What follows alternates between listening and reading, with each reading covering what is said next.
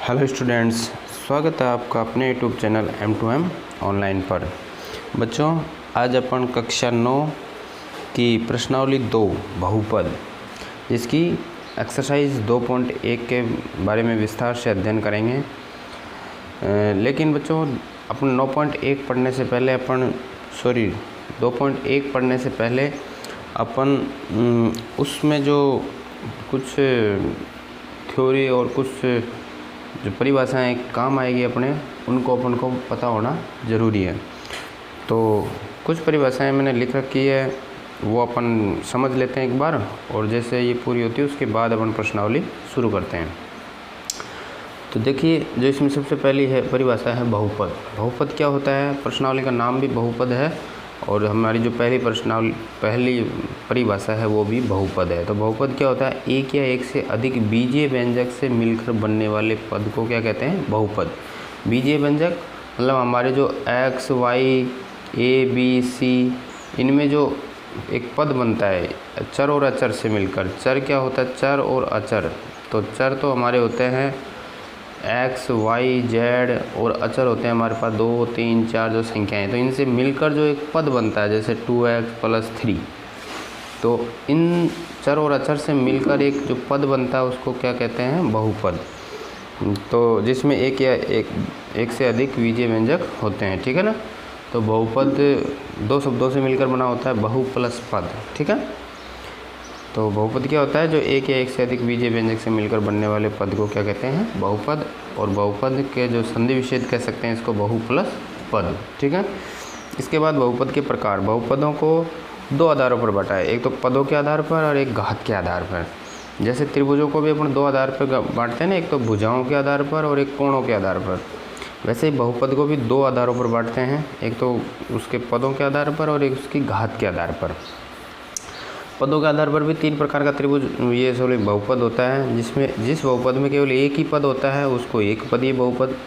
जिस बहुपद में 2 पद होते हैं, मतलब बीच में प्लस या माइनस का निशान और आ जाता है, मतलब उसमें पद 2 होते हैं, इसको एक पद कहते हैं, इसको दूसरा पद। मतलब 2 पद, उनके बीच में कोई भी माइनस का भी निशान हो सकता है, प्लस का भी हो सकता है, तो उसको कहते हैं द्विपद बहुपद। और जिसमें 3 पद होते हैं, मतलब एक पद होता है जिसमें कि 2 प्लस के निशानों के साथ में एक 3 पद, 1, 2 और 3 पद, तो इसको त्रिपदीय कहते हैं। इसमें 1 और 2 है तो 2 पदीय, इसमें भी 1 और 2 है तो 2 पदीय, इसमें एक पद है तो इसको 1 पदीय, ठीक है। इसी प्रकार घात के आधार पर भी बहुपद को 3 प्रकार से बांटा है, रैखिक बहुपद, द्विघाती बहुपद और त्रिघाती। इधर रैखिक बहुपद वह बहुपद जिसमें जो उस बहुपद की अधिकतम घात 1 होती है।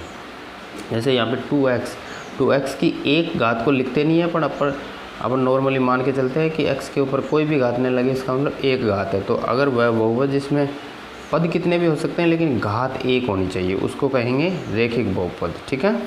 इसमें पद ज़्यादा हो सकते हैं लेकिन घात 1 होनी चाहिए।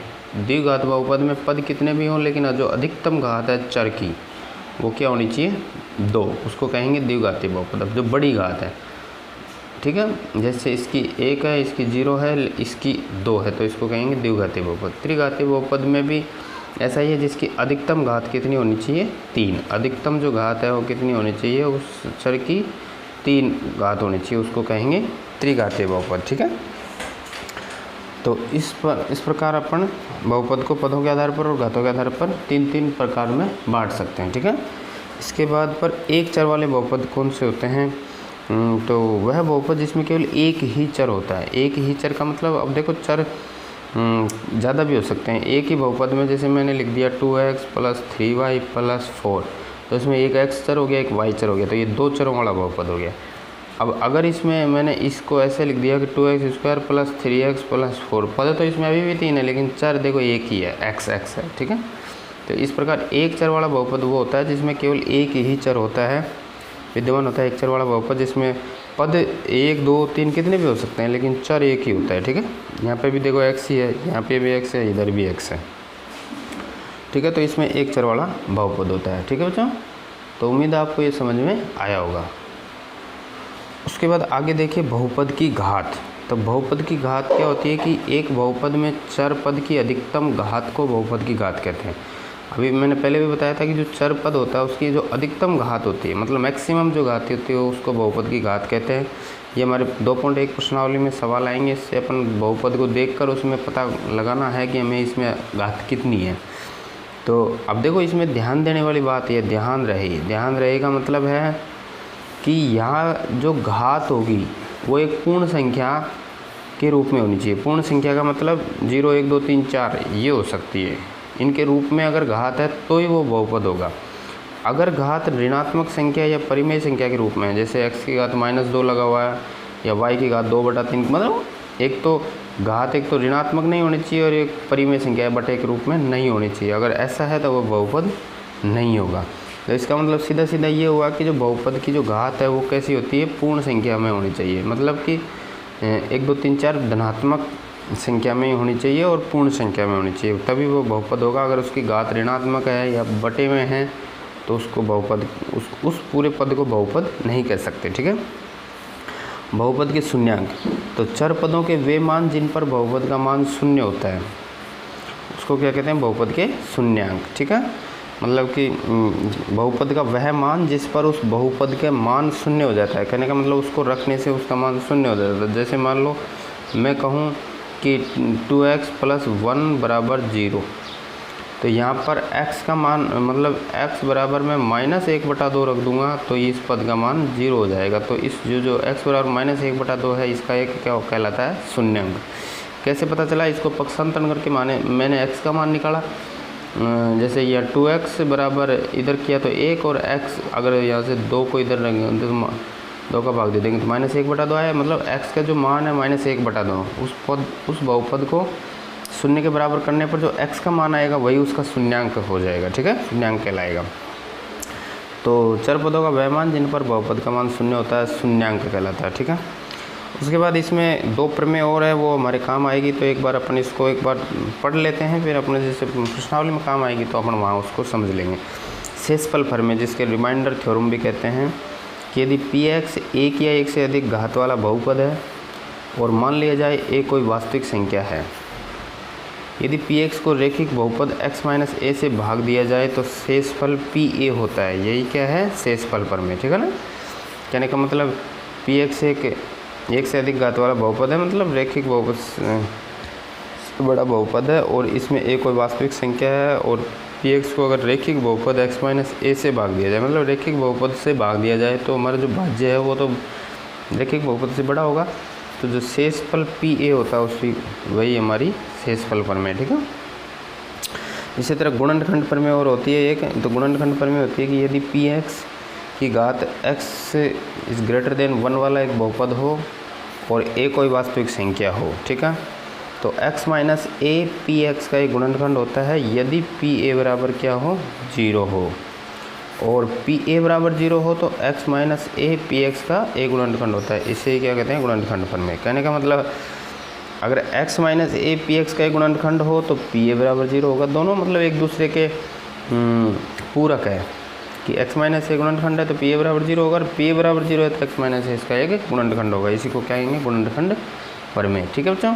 तो ये सारी चीज़ें हमारे इस प्रश्नावली में काम आएगी जो आपको पता होनी चाहिए। ठीक है। अब अपन प्रश्नावली पर आते हैं। ठीक है। तो देखिए बच्चों, प्रश्नावली 2.1 का जो पहला सवाल है उसमें कह रहा है कि निम्नलिखित व्यंजकों में कौन कौन एक चर में बहुपद है और कौन कौन नहीं, कारण के साथ अपने उत्तर दीजिए। तो इसमें 5 सवाल दिए हुए हैं। पहला सवाल है कि 4x² - 3x + 7। अब अपन को ये बताना है कि ये एक चर में बहुपद है या नहीं है तो हाँ बताना है, नहीं है तो नहीं है, और कारण भी लिखना है। तो इसमें जैसे ये है तो हाँ ये एक चर में बहुपद है।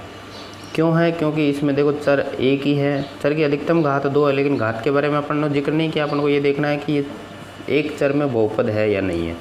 तो यहाँ लिख देंगे कि हाँ यह व्यंजक एक चर में बहुपद है। ठीक है। हाँ हो गया ये। ठीक है। तो इतना ही लिखना है ये। उसके बाद में आगे ये है y² + √2। अब देखो ये भी चर में एक चर में ही है। ठीक है। √2 एक अचर पद है तो इसमें √ हो सकता है, केवल चर के जो घात है वो 2 है तो ये द्विघात हो जाएगा, लेकिन चर एक ही है। तो यहाँ पे भी लिख देंगे इसमें कि हाँ यह व्यंजक एक चर में बहुपद है। ठीक है, इतना ही बताना है। ठीक है, तो ये भी चर हो गया। अब इसकी बात करें तो इसमें देखो 3√t + t√2। अब देखो t की घात, अगर इसको थोड़ा सा आगे लिखेंगे तो t की घात 1/2 लिख सकते हैं इसको, और t√2। तो यहाँ पे t की घात पूर्णांक में नहीं है। अभी थोड़ी देर पहले मैंने बताया था कि बहुपद वही होगा जिसमें t की मतलब जो चर की घात है वो पूर्ण संख्या होगी। तो यहाँ पे पूर्ण संख्या नहीं है, तो यहाँ पे लिख देंगे कि नहीं, ये बहुपद नहीं है। नहीं, यह एक चर में बहुपद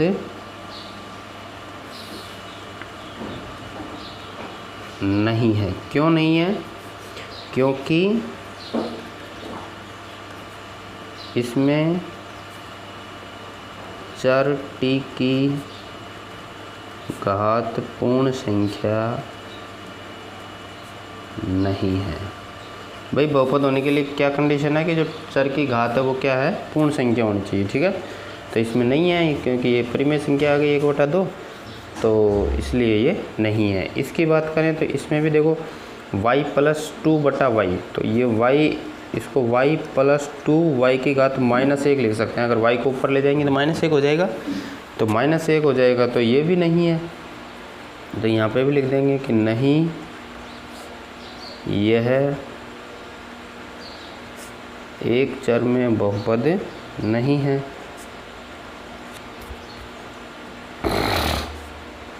क्योंकि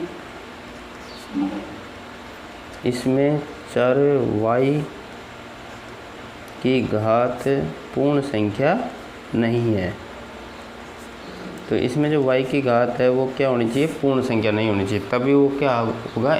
बहुपद होगा। ठीक है, उसके बाद ये है, तो पांचवें सवाल में, पहले के पांचवें में है x की घात 10, y की घात 3 और t की घात 50। अब देखो इसको ध्यान से देखेंगे तो इसमें एक चर नहीं है, x भी एक चर है, y भी एक चर है और t भी एक चर है, तो ये 3 चर में बहुपद है। ठीक है, तो ये एक चर में बहुपद नहीं है, तो यहाँ लिख देंगे कि यह बहुपद 3 चर में बहुपद है। 3 चर में एक बहुपद है, अतः यह भी एक चर का बहुपद, अतः यह भी एक चर में बहुपद नहीं है। अब इसमें घातें तो पूर्ण संख्या में है, लेकिन चर इसमें 3 आ गए, तो एक बहुपद नहीं है। ठीक है, ऐसे इसको लिखेंगे। तो इसमें अपन को ये बहुपद बताने थे कि कौन सा बहुपद एक चर में बहुपद है और नहीं है, और नहीं है तो उसका कारण भी हमें बताना था। ठीक है, तो ये अपन ने पहला सवाल कंप्लीट हुआ। ठीक है, हाँ तो बच्चों देखिए इसका दूसरा सवाल है 2.1 प्रश्नावली का। निम्न में से प्रत्येक के x² का गुणांक अपन को लिखना है। ठीक है, 4 सवाल दे रखे हैं, इसमें x² का गुणांक देखना है अपन को। तो इसमें पहला है 2 + x² + 1। तो गुणांक क्या होता है बच्चों? मतलब कि जैसे x² के साथ में जो संख्या गुणा रहती है, मतलब x² के जस्ट पास, मतलब जो साथ में रहती है, उनके बीच में कोई प्लस माइनस नहीं होता, तो x² के साथ ये यहाँ कोई भी संख्या गुणा नहीं हो रही, इसका मतलब 1 मान के चलते हैं अपन। क्या मान के चल लेते हैं? 1। तो यहाँ पे x² का जो गुणांक है वो क्या हो जाएगा हमारे पास? 1। ठीक है, अगर कोई संख्या साथ में, जैसे आगे अपन आगे कर रहे हैं वो पता चलेगा कि x² गुणांक में यहाँ 1 है। दूसरा यहाँ पे केवल x² का गुणांक बताना है, तो x² का गुणांक यहाँ क्या हो जाएगा? देखो ध्यान से देखेंगे तो इसमें तो x² था, प्लस आगे था, यहाँ पे माइनस है। ठीक है, तो यह -x² है, तो यहाँ पे गुणांक क्या हो जाएगा? -1। ठीक है, इधर इसमें आगे बात करेंगे तो देखो x² के साथ यहाँ पे क्या गुणा हो रहा है? π/2। ये π/2 अचर पद है, वो वह अचर पद जो उस पद के साथ गुणा रहता है वही उसका गुणांक होता है। तो यहाँ पे जो x² का गुणांक है वो क्या हो जाएगा? छोटा सवाल है, कभी कभी 1 नंबर में पूछ लेते हैं कि इसका गुणांक, तो x² का गुणांक यहाँ पे क्या है? π/2। अब ये देखो इंटरेस्टिंग सवाल है, इसमें x² का गुणांक अपन को बताना है। तो आप अगर देखेंगे ध्यान से तो इसमें तो एक्स स्क्वायर का कोई पद है ही नहीं, √2x है। तो इसमें देखिए कि √2x - 1, इसमें अपन को एक्स स्क्वायर का गुणांक बताना है। तो इसमें तो एक्स स्क्वायर, बाकी वाले सवालों में सब जगह एक्स स्क्वायर था, इसमें एक्स स्क्वायर है ही नहीं। यहाँ पे तो √2x - 1 है। यहाँ पे अगर x का गुणांक पूछता तो √2 बता देते हैं, लेकिन एक्स स्क्वायर का तो पद ही नहीं है, तो इसका गुणांक क्या हो जाएगा? 0 या 0। ठीक है, तो यहाँ पे जहाँ पे नहीं है तो वहाँ 0 हो जाएगा। उसके बाद इसी में आगे चलते हैं। तो तीसरा सवाल है इसी का, छोटे छोटे सवाल है ये, कि 35 घात के द्विपद का और 100 घात के एक पद का एक एक उदाहरण अपन को देना है। कि मतलब हमें एक ऐसा बहुपद बनाना है जो 35 घात का द्विपद होना चाहिए। 35 उसकी जो इसमें दोनों चीज़ें दे दी, घात और पद, मतलब घात तो मैक्सिमम 35 होना चाहिए और द्विपद होना चाहिए। तो इसके कई सारे उदाहरण अपन बना सकते हैं अपनी मर्जी से, जिसमें कि पद 2 होने चाहिए और घात अधिकतम जो घात है वो 35 होने चाहिए। ठीक है, तो मैं इसके लिख देता हूँ। मान लो 3x की घात 35 माइनस के 20, तो इसमें 2 पद हो गए, अधिकतम घात 35 हो गई। तो ये हमारा क्या हो जाएगा? आंसर। ये ज़रूरी नहीं तुम्हारे पाठ्य पुस्तक के आंसर में मिले, इसमें और कई सारे उदाहरण बन सकते हैं। तो अपन को पता ये रखना है कि भाई पद 2 होने चाहिए, तो 1 और 2 पद हो गए, और अधिकतम घात जो 35 होनी चाहिए। ठीक है, उसके बाद आगे जो लिखना है वो 100 घात का एक पदीय उदाहरण, एक पदी बहुपद का उदाहरण देना है अपन को, एक पदी बहुपद। ठीक है, यहाँ पे भी द्विपदीय बहुपद हो सकता है। तो 100 घात का होना चाहिए, एक पद होना चाहिए। तो इसको मैं ऐसे भी लिख सकता हूँ कि 2x की घात 100, तो ये एक पद में हो गया, और अधिकतम घात इसकी 100 हो गई। तो ये हमारा क्या हो जाएगा? आंसर। ठीक है, इस प्रकार अपन इन छोटे छोटे सवालों का बहुत ही सरल तरीके से उत्तर दे सकते हैं। हाँ, तो बच्चों चौथा सवाल है इसका कि निम्नलिखित बहुपदों में से प्रत्येक बहुपद की घात लिखनी है। तो अपन ने जब इसकी थ्योरी पढ़ी थी तो उसमें बताया था कि किसी भी बहुपद की घात जो उस बहुपद में जो उस एक चर की जो अधिकतम घात है उसको बहुपद की घात कहते हैं। तो जैसे इसका पहला सवाल है चौथे का कि 5x³ + 4x² + 7x। अब इसमें देखो एक चर में बहुपद है, 3 पद हैं। अब इसमें जो x चर है उसकी अधिकतम घात कितनी है? 3 है। ठीक है, तो अधिकतम घात 3 है, तो बहुपद की घात भी कितनी हो जाएगी? बहुपद की जो घात है वो कितनी हो जाएगी? 3। भाई जो अधिकतम घात है वो इसकी घात होगी। ठीक है, इसमें देखो जो चर मतलब y है, इसकी अधिकतम घात 2 है, तो बहुपद की घात भी कितनी हो जाएगी? पूरे बहुपद की घात भी क्या हो जाएगी? 2। ठीक है, तो इसमें हो जाएगी 2, ये इसका आंसर हो जाएगा। इसमें देखो जो t चर है इसकी अधिकतम घात कुछ नहीं है, मतलब 1 है, तो यहाँ पे भी बहुपद की घात क्या हो जाएगी? 1, बहुपद की घात 1। ठीक है, अब इसमें देखो, अब ये अचर पद है, तो अचर पद में चर तो है ही नहीं, तो चर की घात अगर अपने यहाँ 1 देखें, यहाँ 2 देखें, यहाँ 3 देखें, यहाँ तो चर है ही नहीं, तो यहाँ पे जो बहुपद की घात है वो क्या हो जाएगी? 0। बहुपद की घात क्या हो जाएगी? 0, क्योंकि किसी भी अगर चर की घात अगर 0 होती है तो उसका मान क्या होता है? 1। तो मैं अगर इसको 3, इसको x की घात 0 ऐसे भी लिख सकता हूँ, तो यहाँ पे जो घात है वो कितनी होगी? अधिकतम 0, तो इसलिए इस बहुपद की घात क्या हो जाएगी? 0। ये इसका आंसर हो जाएगा, ये इसका आंसर हो जाएगा। ठीक है, इस प्रकार ये 5वां सवाल है कि बताइए निम्नलिखित बहुपदों में कौन कौन बहुपद रेखिक है, कौन कौन द्विघातीय और कौन कौन त्रिघातीय। मतलब उनकी घातों के आधार पर हमने 3 प्रकार के बहुपद पढ़े थे, रेखिक बहुपद, द्विघातीय बहुपद और त्रिघातीय बहुपद। ऐसे ही पदों के आधार पर पढ़े थे 3, एक पदीय, द्विपदीय और त्रिपदीय। ठीक है, तो अब यहाँ पे अपन को घातों के आधार पर उनको मतलब विभाजित करना है कि कौन कौन सा कितने हैं। जैसे इसमें छोटे छोटे 7 सवाल दिए हुए हैं, तो इनका अपन देखते हैं कि अब देखो बताइए कि रेखिक। अब देखो इसका जो पहला है x² + x, तो इसमें घात कितनी है?